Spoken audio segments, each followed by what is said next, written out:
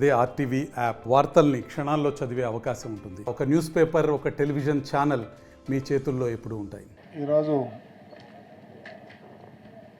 ముఖ్యమంత్రి శ్రీ నారా చంద్రబాబు నాయుడు గారి ఆదేశాల మేరకు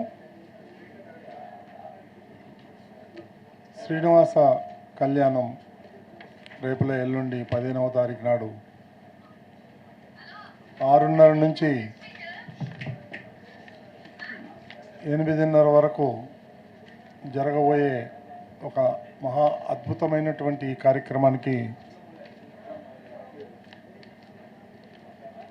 అమరావతిలో ఉన్న ప్రజలు కావచ్చు, రైతులు కావచ్చు, అందరూ పేరు పేరున వాళ్ళకి స్వాగతం పలుకుతూ ఈరోజు ఉదయం వెలగపూడిలో రైతుల సమీక్ష జరిశాం. సుమారు 1000 మంది రైతులు, జేఏసీ నేతలు అందరూ కూడా హాజరయ్యారు. వాళ్ళందరినీ కూడా ఇందులో భాగస్వాములు చేయాలి, వాళ్ళందరికీ కూడా పర్సనల్ ఇంటరాక్ట్ అవ్వాలి, వాళ్ళందరినీ ఆహ్వానించటం జరిగింది. ఇదే కార్యక్రమంలో ముఖ్యమంత్రి గారి ఆకాంక్ష ఏంటంటే అమరావతి పునర్నిర్మాణం జరగబోతుంది. సుమారు 30,000 కోట్లకు పైగా ఫస్ట్ ఫేజ్లో టెండర్ ప్రాసెసింగ్ జరుగుతుంది. ఈ నేపథ్యంలో ముఖ్యమంత్రి ఆలోచన మేరకు ఇక్కడ వెంకటేశ్వర ఆలయంలో శ్రీనివాస కళ్యాణోత్సవం జరిగిన తర్వాత పనులు ప్రారంభించాలని ఆయన ఆలోచన. ఆ దిశగా ముఖ్యమంత్రి గారు టీటీడీని ఆదేశించటం, ఈ కార్యక్రమాలన్నీ కూడా స్వల్ప వ్యవధిలో ఇంత బ్రహ్మాండమైనటువంటి అరేంజ్మెంట్స్ అన్నీ కూడా జరుగుతున్నాయి. మీరు చూసే ఉంటారు. అత్యంత వైభవంగా జరగబోయే కళ్యాణానికి ముఖ్యమంత్రి తరపున, టీటీడీ బోర్డు తరపున నా విన్నపం, ప్రతి ఒక్కరూ వచ్చి దీంట్లో భాగస్వాములు కావాలని, వాళ్ళందరికీ కూడా బ్రహ్మాండమైన ఏర్పాట్లు కూడా జరుగుతూ ఉంది. సో ఈ సందర్భంగా నేను మరోసారి ప్రతి ఒక్కరికి పేరు పేరున ఆహ్వానం పలుకుతూ, ఇక్కడ ఏర్పాట్లు ఎలా ఉన్నాయి, ఎలా జరుగుతున్నాయి, ప్రతి ఈచ్ అండ్ ఎవ్రీ డిపార్ట్మెంట్ గురించి మన ఈఓ గారు ఎక్స్ప్లెయిన్ చేస్తారు. తర్వాత మన బోర్డు మెంబర్లు కూడా ఏదైనా ఉంటే మీతో ఇంటరాక్ట్ అవుతారు మీరు అడిగే క్వశ్చన్స్కి.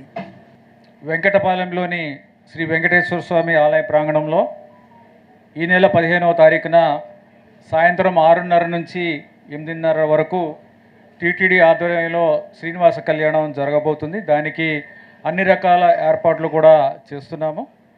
టీటీడీ తరపు నుంచి వివిధ ప్రాంతాల్లో లోక కళ్యాణార్థం శ్రీనివాస కళ్యాణం నిర్వహిస్తూ ఉంటాము. అలాగే ఎక్కడైతే శ్రీనివాస కళ్యాణాలు నిర్వహిస్తామో అక్కడంతా సస్యశ్యామలం అవుతుందని భక్తులు నమ్ముతారు. ఈ ఏర్పాట్లన్నీ కూడా టీటీడీ అధికారులు జిల్లా అధికారుల సమన్వయంతో ఏర్పాటు చేయడం జరుగుతుంది. ఇప్పటికే జిల్లా కలెక్టర్ గారు, ఎస్పీ గారితో కూడా 2 కోఆర్డినేషన్ మీటింగ్స్ పెట్టుకొని జిల్లా అధికారులందరితో కూడా అన్ని రకాల ఏర్పాట్లు కూడా చేయడం జరిగింది. ఈ యొక్క ఏర్పాట్ల యొక్క ముఖ్య ఉద్దేశం ఏంటంటే 27,000 మంది భక్తులు సుమారుగా వస్తారని అంచనా వేస్తున్నాము. ఇంకా ఎక్కువ వచ్చినా సరే ఇక్కడ వారికి ఇబ్బంది లేకుండా ఉండాలనే ఉద్దేశంతో అన్ని రకాల ఏర్పాట్లు చేస్తున్నాం. వారికి శ్రీనివాస కళ్యాణం వారు సంతృప్తికరంగా దేవుడి దర్శనం చేసుకుని శ్రీనివాసుని ఆశీస్సులు పొందడం, వారికి ఎటువంటి ఇబ్బంది లేకుండా అన్ని రకాల వసతులు ఇవ్వాలనే ఉద్దేశంతో ఈ ఏర్పాట్లన్నీ కూడా చేస్తున్నాము. అలాగే ఇందాక చెప్పినట్టు ఈ వేదిక చాలా వైభవంగా చేస్తున్నాము. ఈ రాజధాని ప్రాంతంలో, అలాగే గుంటూరు, విజయవాడ ప్రాంతాల్లో కూడా ఫ్లెక్సీ బోర్డులు పెట్టడం, హోర్డింగ్స్ పెట్టడం, అలాగే వివిధ ప్రాంతాల్లో విద్యుత్ దీపాలంకరణ చేయడం, అలాగే ఇక్కడ చూడటానికి వచ్చిన భక్తులకు శ్రీనివాస కళ్యాణం చూడటానికి వీలుగా కొద్దిగా దూరంగా కూర్చున్నా కానీ కనిపించే విధంగా ఎల్ఈడి స్క్రీన్స్, పెద్ద ఎల్ఈడి స్క్రీన్స్, చిన్న ఎల్ఈడి స్క్రీన్స్ చేయడం, 2 పెద్ద స్క్రీన్స్, 15 చిన్న స్క్రీన్స్ కూడా ఏర్పాట్లు చేస్తున్నాం. ఇక్కడ ఎటువంటి విద్యుత్ అసౌకర్యం కలగకుండా జనరేటర్ కూడా ఏర్పాటు చేయడం జరుగుతుంది. సెక్యూరిటీకి సంబంధించి ఎటువంటి ఇబ్బంది లేకుండా పోలీసు విభాగంతో, విజిలెన్స్ విభాగంతో కోఆర్డినేట్ చేసుకుని సుమారుగా 120 మంది విజిలెన్స్ సిబ్బంది, అలాగే సుమారు 600 మంది పోలీసు సిబ్బంది కూడా ఈ కార్యక్రమంలో సెక్యూరిటీ విభాగం నుంచి దీంట్లో సెక్యూరిటీ చూసుకుంటున్నారు. ఎటువంటి ఇబ్బంది లేకుండా చూసుకోవాలనేది ముఖ్య ఉద్దేశం. అలాగే డ్రోన్ కెమెరాలు, 5 డ్రోన్ కెమెరాలు, 70 సీసీ కెమెరాలను కూడా ఉపయోగించి పర్యవేక్షణ కోసం ఉపయోగించడం జరుగుతుంది. అలాగే కంట్రోల్ రూమ్ కూడా ఒకటి ఏర్పాటు చేసి ప్రత్యేకంగా అన్ని విభాగాలకు కూడా కోఆర్డినేట్ చేసి ఒక ఇంటిగ్రేటెడ్ కంట్రోల్ రూమ్ కూడా చేస్తున్నాము. అలాగే పార్కింగ్ యొక్క అవసరం ఉంది. ఎందుకంటే చాలా వెహికల్స్ వస్తాయి కాబట్టి ఆ వాహనాలన్నిటి కూడా ఇబ్బంది లేకుండా సుమారుగా 3000 పార్కింగ్ ఇప్పటికే ఏర్పాటు చేయడం జరిగింది. ఈ పార్కింగ్ కూడా డెవలప్ చేసి ఇక్కడ జేసీబీలు పెట్టి పార్కింగ్ అంతా కూడా పోయిన వారం రోజులు ఇవన్నీ కూడా డెవలప్ చేయడం జరిగింది. అలాగే శ్రీవారి సేవకులు సుమారు 2000 మంది శ్రీవారి సేవకుల్ని వారి సర్వీసెస్ ఉపయోగించుకొని వారి ద్వారా అన్ని రకాల సేవలు కూడా టీటీడీ సిబ్బందితో, అలాగే జిల్లా యంత్రాంగం సంబంధించిన సిబ్బందితో కూడా అన్ని రకాల సేవలు కూడా అందించడం జరుగుతుంది. వచ్చిన భక్తులకి అంటే 4:30 నుంచి 6:30 దాకా కల్చరల్ ప్రోగ్రామ్స్ ఉంటాయి, ఈ సాంస్కృతిక కార్యక్రమాలు. దాని తర్వాత కళ్యాణం ప్రారంభమవుతుంది.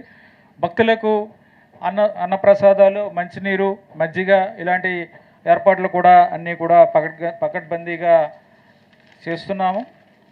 అలాగే రాజధానిలో ఉన్న ప్రతి ఫ్యామిలీకి, ప్రతి ఇంటికి కూడా ఆహ్వాన పత్రిక ఇవ్వాలనేది ముఖ్యమంత్రి గారి నిర్ణయం. ఆ నిర్ణయం ప్రకారం అందరికీ కూడా ముఖ్యమంత్రి గారి నిర్దేశంతో అందరికీ కూడా ప్రతి ఫ్యామిలీకి కూడా ప్రతి ఇంటికి కూడా ఆహ్వాన పత్రిక ఇవ్వడం జరిగింది రాజధాని ప్రాంతంలో 24 గ్రామాల్లో. అలాగే ఎస్విబిసి ఈ శ్రీనివాస కళ్యాణాన్ని లైవ్ ప్రత్యక్ష ప్రసారం చేస్తుంది. లోగో లేకుండా మీడియా వారికి లైవ్ ఫీడ్ ఇవ్వడం జరుగుతుంది అందరికీ కూడా. అలాగే ఇక్కడ పరిశుభ్రత విషయంలో ఎటువంటి ఇబ్బంది లేకుండా 100 టాయిలెట్స్, స్పెషల్గా టాయిలెట్స్ పెట్టడం, అలాగే చూసుకోవడానికి కార్మికుల్ని అదనంగా ఉపయోగించడం, ఇవన్నీ కూడా చేయడం జరుగుతుంది. అలాగే వైద్య విభాగం నుంచి అంబులెన్సెస్ ఉపయోగించడం, అంబులెన్సెస్ ఇక్కడ పెట్టడం, అలాగే పారామెడికల్ సిబ్బంది, అలాగే వైద్యులని అందుబాటులో ఉంచడం, వైద్య శిబిరాలను ఏర్పాటు చేయడం, ఇవన్నీ కూడా చేస్తున్నాము. సుమారుగా 300 బస్సులు రవాణా సౌకర్యం కోసం ఈ ప్రాంతంలో ప్రజలు రావడానికి పోవడానికి ఇబ్బంది లేకుండా కూడా అవన్నీ కూడా చేస్తున్నాము. అలాగే ఈ కార్యక్రమాలు 4:30 నుంచి సుమారు 4:30 నుంచి ఈ కార్యక్రమాలు సాంస్కృతిక కార్యక్రమాలు మొదలవుతాయి. ఈ సాంస్కృతిక కార్యక్రమాలు 4 నుంచి 6:30 దాకా ఉంటాయి. ఈ కార్యక్రమాల్లో ప్రముఖ కళాకారిణి శ్రీమతి నిత్యశ్రీ మహాదేవన్ గారిచే శ్రీనివాస సంకీర్తనం ఉంటుంది. దాని తర్వాత చెన్నైకి చెందిన ప్రియా సిస్టర్స్ బృందం అన్నమాచార్య సంకీర్తనలు ఉంటాయి. ఈ కార్యక్రమంలో రాష్ట్ర ముఖ్యమంత్రి వర్యులు, మంత్రులు, ఎమ్మెల్యేలు, ఎమ్మెల్సీస్, మిగిలిన ప్రజాప్రతినిధులు, రాజధాని రైతులు, వివిధ గ్రామాల నుంచి ప్రజలు ఇక్కడ పాల్గొంటారు. మరిన్ని వీడియోస్ కోసం ఛానల్ ని సబ్స్క్రైబ్ చేయండి. లేటెస్ట్ అప్డేట్స్ కోసం వాట్సాప్ ఛానల్ ని ఫాలో అవ్వండి. ఆ లింక్ డిస్క్రిప్షన్ లో ఉంది.